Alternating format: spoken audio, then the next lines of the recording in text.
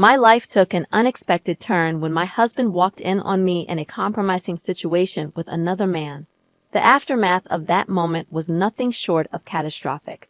His immediate reaction led to a 5-year jail sentence, my family's disdain, and my overwhelming self-loathing for shattering the image of our seemingly perfect family. I often find myself lost in thoughts of regret, repeating the same self-condemning mantra late into the night, especially when the silence in my once happy home becomes too loud to bear. My children, who were once the center of our universe, are no longer here. My ex-husband despises me with every right to do so, and my immediate family is torn apart. I never managed to forgive myself for the selfish act I committed back in 2015, right after turning 39. I now confess that I took my ex-husband for granted. He had always shown me love, complimenting my beauty daily and seeking intimacy regularly. He treated me as an equal, not a queen or princess, for we were partners in the truest sense. Our journey started in high school, and we remained each other's sole and steadfast companion. Everything felt just right. My family adored him, and my brother looked up to him as a role model. He had helped countless people in difficult situations, always the one they called when in trouble. Through the years, he proved himself to be a good man. We were blessed with 2 strong-willed sons, who, at the time of this incident, had grown into 2 wonderful young women. But over time, I let myself go, feeling self-conscious about my weight. He continued to tell me I was beautiful, even as we encountered few arguments that were usually about our physical relationship, or rather, the lack thereof on my part. It wasn't that I didn't want to connect with him in that way, but my mood often just didn't align. He understood, and we communicated openly about our desires. However, when I turned 39, my birthday party revealed a new version of myself. I had spent an entire year at the gym, practicing yoga and Pilates, and had managed to transform my body from 180 to 135 pounds. It was a remarkable achievement, especially for someone who had always been a bit heavier. My ex-husband also began his fitness journey, shedding pounds and toning his body, going from 260 to 225. His desire for me only intensified, and he couldn't keep his hands off me. We went on dates, danced, and took regular walks. He continued to be a supportive partner around the house, and his eyes always conveyed his love and longing for me.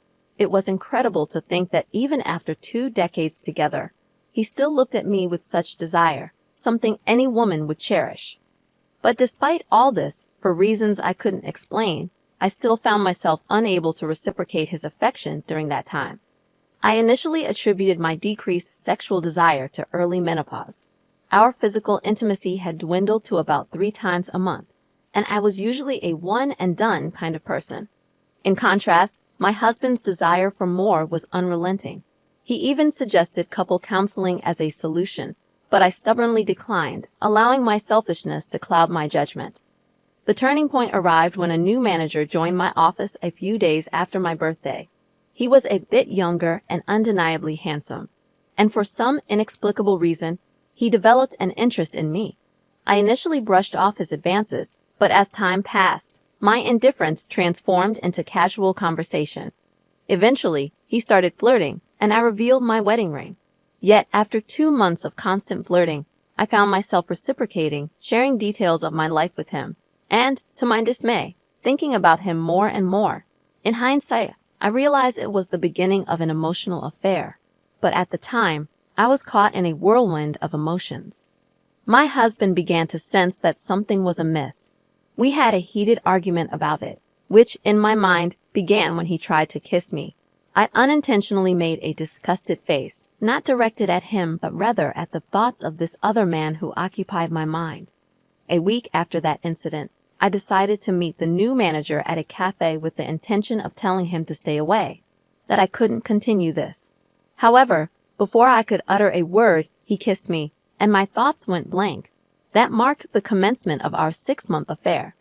During this time, I found myself doing things with this man that my ex-husband had longed for. I was more eager, more willing, and constantly in the mood. It felt like a new and exciting experience, and as a result, my intimacy with my husband suffered. Although we did have occasional encounters, my behavior toward him grew increasingly critical and belittling, and I'm filled with shame when I reflect on how I treated him during that period. It wasn't until my brother came to visit and revealed that my ex-husband had confided in him about his deepening depression and thoughts of separation that I snapped out of it. He believed that I no longer loved him and that he was falling out of love with me. This revelation jolted me back to reality. I immediately ended the affair, resigned from my job, and resolved to make my husband feel loved and wanted again. I had resolved to fix my marriage, to become a better wife, but the universe had other plans. One day, my affair partner unexpectedly showed up at my house, carrying a box of office belongings I had requested. We spoke briefly. He saw answers, questioning what he had done wrong. I told him I needed to mend my marriage and asked him to leave.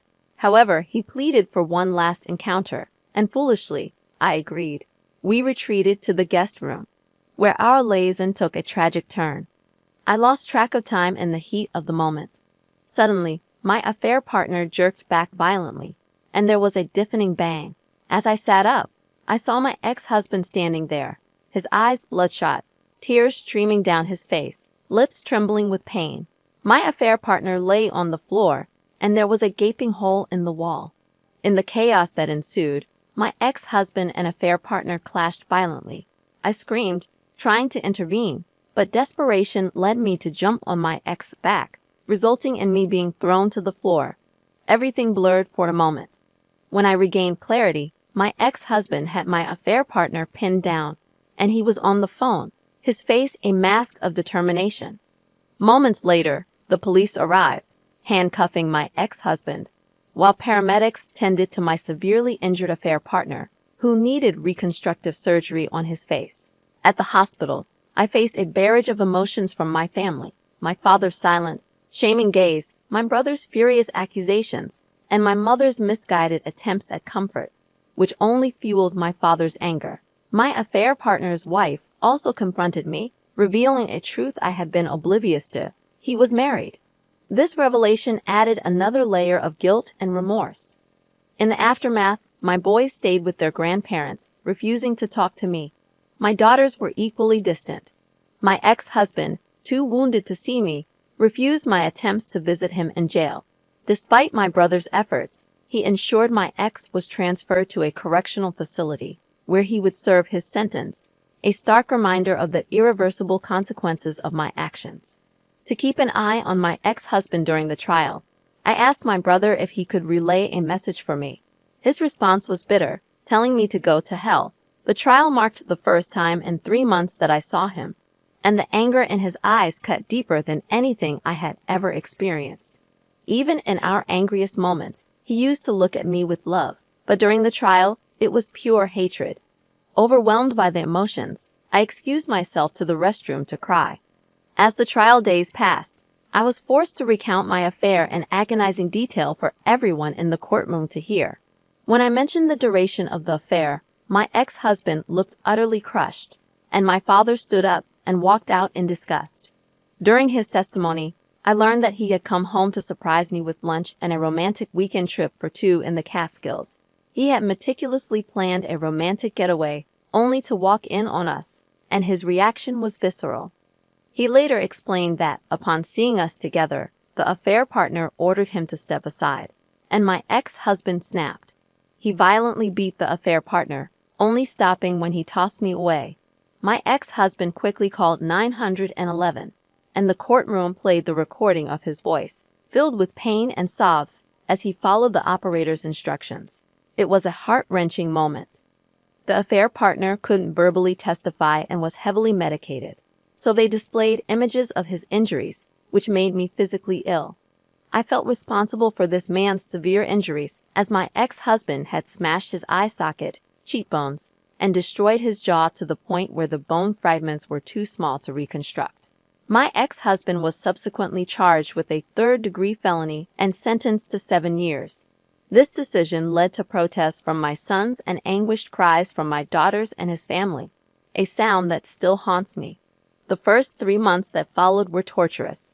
I was sued by my affair partner's wife for alienation of affection, and my ex-husband filed for divorce. My eldest son moved out, while the other son withdrew into his room, and my twins rebelled fiercely. My former sister-in-laws physically attacked me in a store, and my ex-husband's mother spat in my face when I tried to apologize to her. My father and brother refused to speak to me, and even my lifelong friends were divided over the situation. I eventually had to find a new job since there was no money coming in, and I had almost depleted our savings. I was essentially blacklisted in my field due to the negative publicity surrounding the trial, so I resorted to working in retail and took on a seasonal position as an H&R Block adjuster during the tax rush. I came perilously close to losing our home, and my ex-husband refused to allow me to visit him.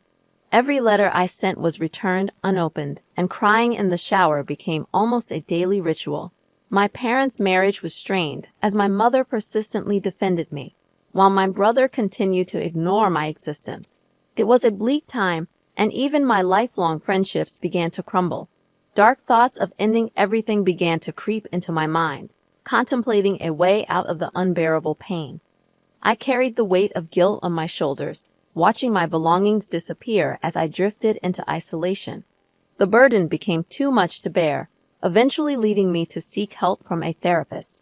She didn't mince words. She scolded me, telling me that I had grown complacent in my relationship with my ex-husband. I hadn't seen him as a husband, but more like a friend with benefits, and I had treated him as such. She was right. I had taken him for granted. Nearly a year had passed, a year of silence from my children. When I cooked dinner, they would quietly collect their food and retreat to their rooms, refusing to even glance in my direction. I had my share of meltdowns, begging them to speak to me, but it was met with silence. My brother got married, and I wasn't invited, though my kids were. I continued trying to visit my ex-husband, hoping he would add me to the visitor list, but I was consistently denied access. My letters remained unanswered, plunging me further into depression. Then, out of the blue, my brother showed up at my house.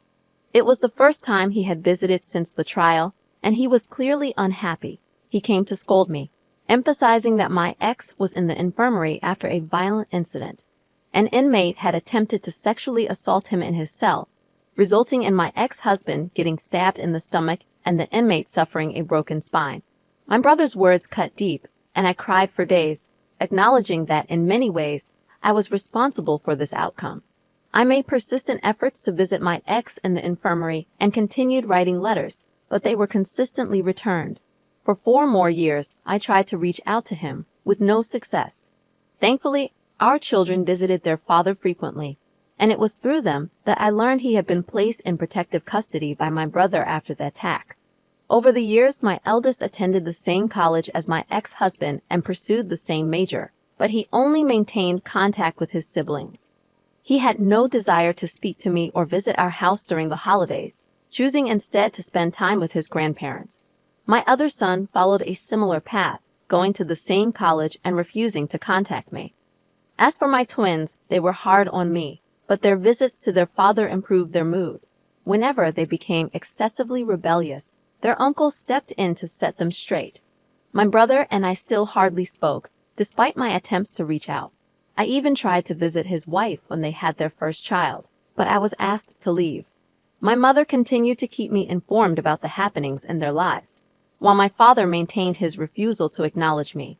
Then, at the beginning of May this year, my children returned home, seemingly happy, a rare sight that brought a glimmer of hope. I didn't understand why, and at that point, I didn't even care. My children were back home for 4 months, and I did everything in my power to show them how sorry I was.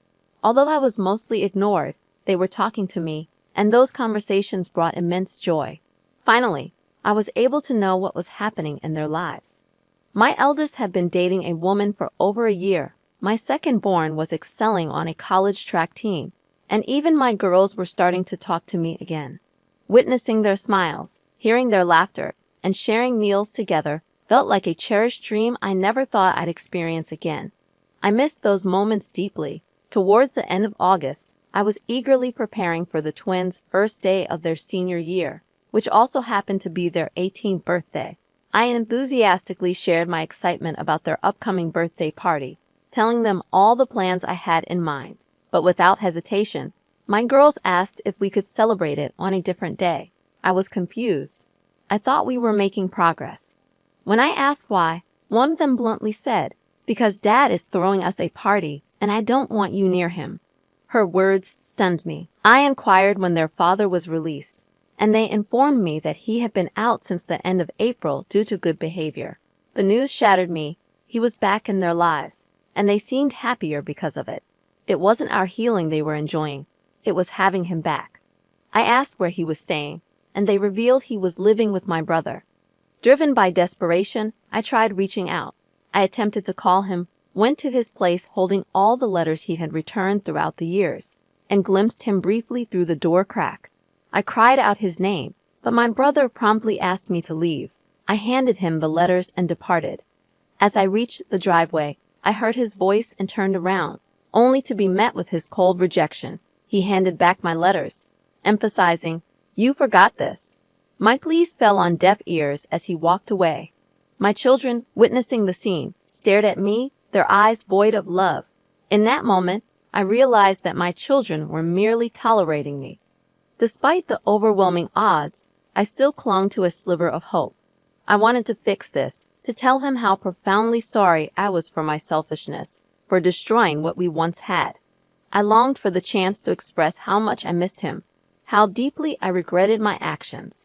I yearned for him to forgive me, to talk to me, to be by my side again.